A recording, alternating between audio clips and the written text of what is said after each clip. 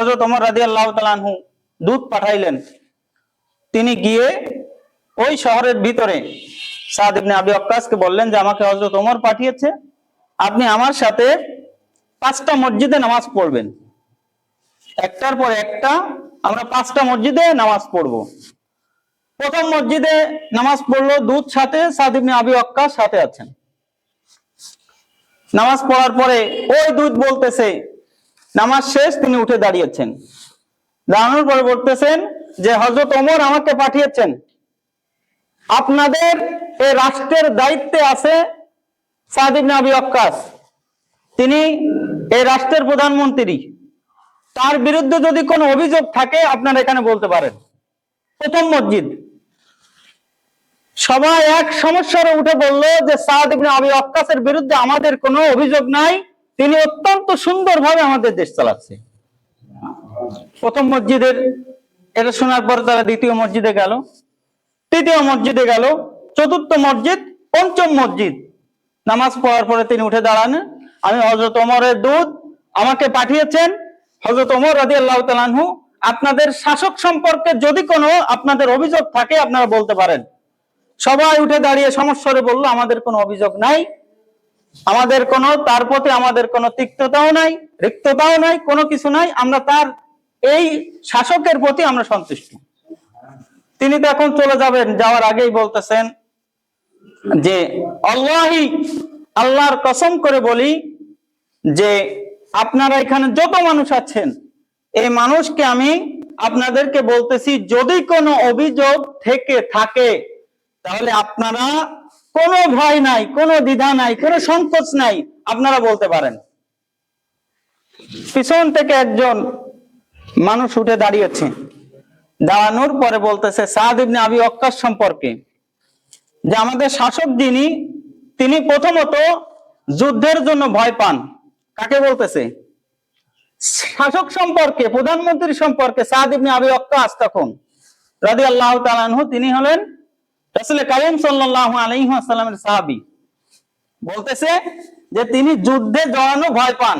কাকে বলতেছে? সাদ বিন আবি ওয়াক্কাসকে। কোন সাহাবী? উহুদের ময়দানে যখন সমস্ত সাহাবীগুলি পালিয়ে আসতেছিল, সাদ ইবনে আবি ওয়াক্কাস রাদিয়াল্লাহু তাআলা আনহু একা দাঁড়িয়েছিলেন যুদ্ধের ময়দানে। সুবহানাল্লাহ। এই ব্যক্তি সম্পর্কে বলতেছে যে যুদ্ধে জড়ানো ভয় পায়। প্রথমটা মিথ্যা কথা। কোন সাহাবী? যিনি উহুদের ময়দানে আল্লাহ রাসূল যার সম্পর্কে বলেছেন, সাদ আমার মাতা পিতা তোমার জন্য কুরবান হোক, তুমি তীর নিক্ষেপ করো, আল্লাহি আমি তোমার প্রতি রাজি খুশি আছি। সুবহানাল্লাহ। দ্বিতীয় অভিযোগ হলো তিনি মানুষের মাঝে আমানত প্রতিষ্ঠা করেন না। সাদ ইবনে আবি ওয়াক্কাস রাদিয়াল্লাহু তাআলা আনহু দেখলেন যে একজন ব্যক্তি উঠে দাঁড়িয়েছে,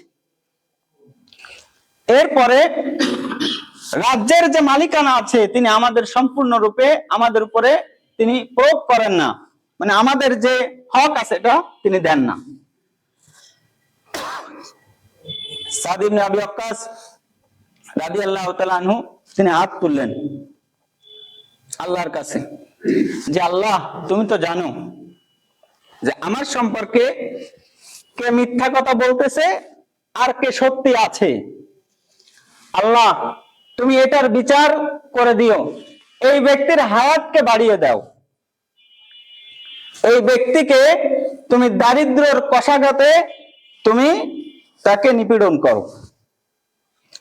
সাদ ইবনে আবি ওয়াক্কাস রাদিয়াল্লাহু তাআলা আনহু এই বলে, এই কথার একজনের কথার পরিপ্রেক্ষিতে প্রধানমন্ত্রীর দায়িত্ব তিনি ছেড়ে দিলেন, দিয়ে চলে গেলেন।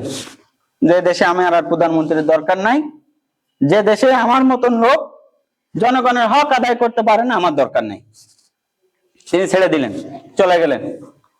সাদ ইবনে আবি ওয়াক্কাস রাদিয়াল্লাহু তাআলা আনহু তিনি যখন দুনিয়া থেকে চলে গেলেন, যাওয়ার পরে যে লোক বলেছিল যে আমার উপরে কি করে, আমাদের উপরে কি করে, আমাদের হক সে যথাযথভাবে আদায় করে না, এই ব্যক্তি বৃদ্ধ হয়ে গেল কিন্তু এখনো পর্যন্ত মারা যায় না। তার চোখের উপরে যে এই যে বুড়ো আছে এটা দিয়ে চোখ ঢেকে গেল।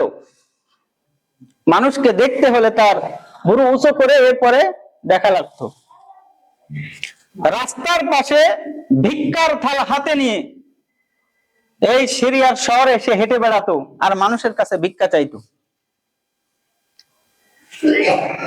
সাদ ইবনে আবি ওয়াক্কাস রাদিয়াল্লাহু তাআলা আনহু আল্লাহ রাসূল সাল্লাল্লাহু আলাইহি ওয়াসাল্লামের কাছে বলেছিলেন যে ইয়া রাসূলুল্লাহ, আপনি আমার জন্য দোয়া করুন, আমি যেন মুস্তাজাবুত দাওয়া হয়ে যায়, যে দোয়া করি যেন কবুল হয়ে যায়।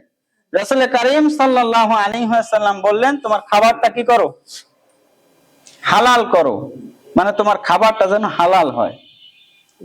সাদ ইবনে আবি ওয়াক্কাস রাদিয়াল্লাহু তাআলা আনহু তার জীবনে কোনোদিন হারাম খাবার স্পর্শ করেন নাই। এজন্য তিনি যে দোয়া করেছেন, তার ইন্তেকালের পরে এই ব্যক্তি ভিক্ষা করতে করতে চোখের উপরে তার ভুরু এসে গিয়েছে, মানুষকে দেখতে হলে এটা উঁচু করতে হয়েছে, এরপরে সে মারা গিয়েছে অত্যন্ত জরাজীর্ণ অবস্থায়, অত্যন্ত কষ্ট অবস্থায়। তার মানে রাসূল কারীম সাল্লাল্লাহু আলাইহি ওয়াসাল্লাম তার একটা পদ্ধতি ছিল, তার কাছে কোনো সমস্যা নিয়ে যদি কেউ আসতো, তিনি এটাকে দোয়া দ্বারা এটাকে সমাপ্ত করতেন না। তিনি এমন একটি পদ্ধতি তিনি তাদেরকে দিয়ে দিতেন, যেন এই মানুষটা আগামীতে এরকম সমস্যায় পড়লে এটা নিজে যেমন সলভ করতে পারে, পাশাপাশি এটা যেন সমাজের জন্য উপকার হয়।